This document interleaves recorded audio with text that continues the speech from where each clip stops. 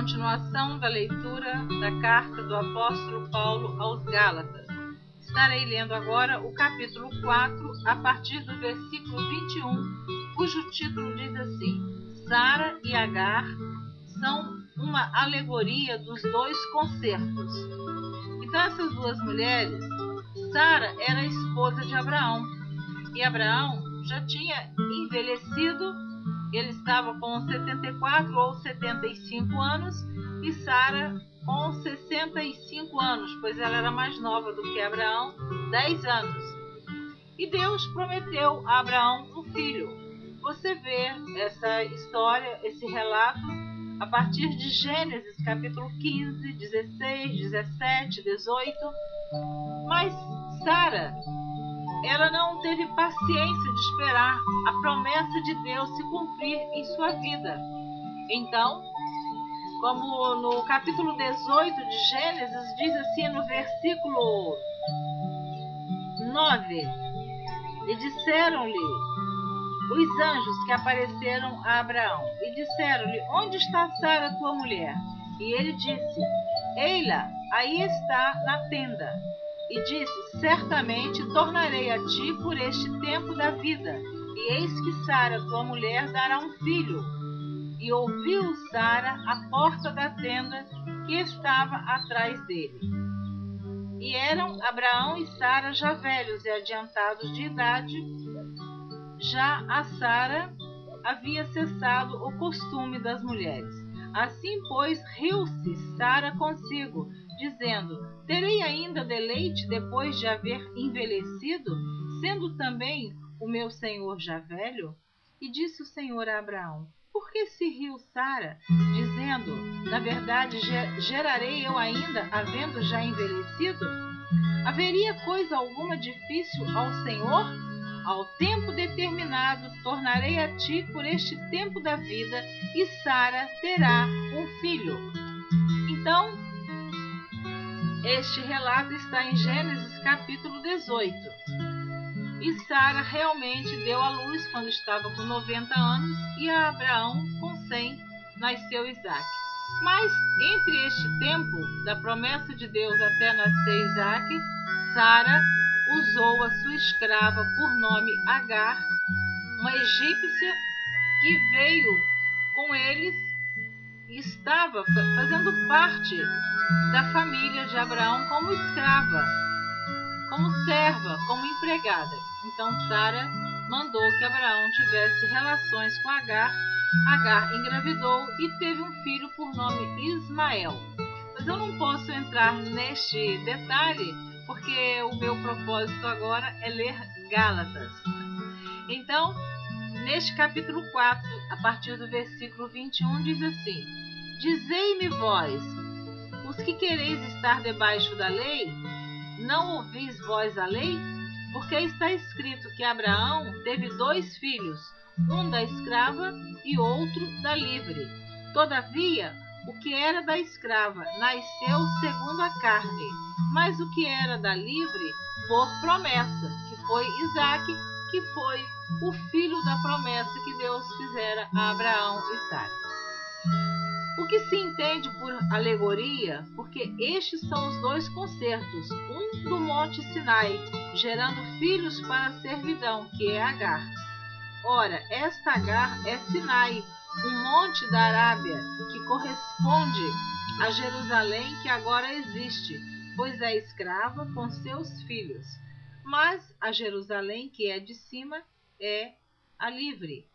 É livre, a qual é mãe de todos nós, que é representado por Sara. Porque está escrito: Alegra-te, estéril, que não dás à luz. Esforça-te e clama, tu que não estás de parto. Porque os filhos da solitária são mais do que os que têm marido, do que os da que têm marido. Mas nós, irmãos, somos filhos da promessa como Isaque. Mas como então aquele que era gerado segundo a carne perseguia o que era segundo o Espírito? Assim é também agora. Vou fazer uma pausa, porque quando Agar deu à luz a Ismael, e quando Isaque nasceu, que Ismael já estava aproximadamente com 14 anos, ele começou a perseguir o seu irmãozinho Isaque. E por esta razão, Sara mandou que Agar fosse embora. E ela foi embora com seu filho Ismael pelo deserto, levando pão e água. É uma história muito bonita, muito linda. Talvez eu leia também o livro de Gênesis. Mas Deus teve compaixão daquela mulher no deserto. E quando o filho chorava com sede, Deus mostrou a Agar que do lado dela tinha uma fonte de água. Assim é o nosso Deus. Ele tem de nós compaixão e misericórdia. Independente de ser rico ou pobre, novo ou velho, preto ou branco, feio ou bonito, Deus não esquece de nós. Ele não faz acepção de pessoas. Então, continuando, no capítulo 5 da carta de Gálatas, a carta do apóstolo Paulo aos Gálatas, diz assim: exortação a conservar a liberdade cristã. Estai, pois, firmes na liberdade com que Cristo nos libertou, e não torneis a meter-vos debaixo do jugo da servidão. Eis que eu, Paulo, vos digo que se vos deixardes circuncidar, Cristo de nada vos aproveitará. E de novo protesto a todo homem que se deixa circuncidar, que está obrigado a guardar toda a lei. Separados estáis de Cristo, vós, os que vos justificais pela lei, da graça tendes caído, porque nós, pelo Espírito da fé, aguardamos a esperança da justiça. Porque em Jesus Cristo, nem a circuncisão, nem a incircuncisão tem virtude alguma, mas sim a fé que opera por caridade. Corris bem, quem vos impediu para que não obedeçais à verdade? Esta persuasão não vem daquele que vos chamou. Um pouco de fermento leveda toda a massa. Confio de vós no Senhor, que nenhuma outra coisa sentireis. Mas aquele que vos inquieta, seja ele quem for, sofrerá a condenação. Eu, porém, irmãos, se prego ainda a circuncisão, porque sou, pois, perseguido, logo o escândalo da cruz está aniquilado. Eu quereria que fossem cortados aqueles que vos andam inquietando.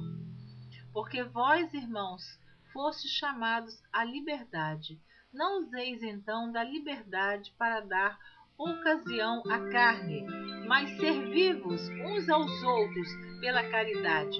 Porque toda a lei se cumpre numa só palavra, nesta: amarás o teu próximo como a ti mesmo. Se vós, porém, vos mordeis e devorais uns aos outros, vede, não vos consumais também uns aos outros.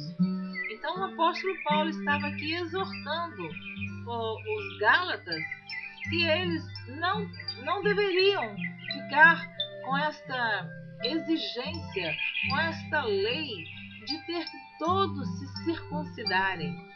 E que às vezes eles cumpriam a lei tão perfeita, circuncidavam a carne, mas o coração estava fechado.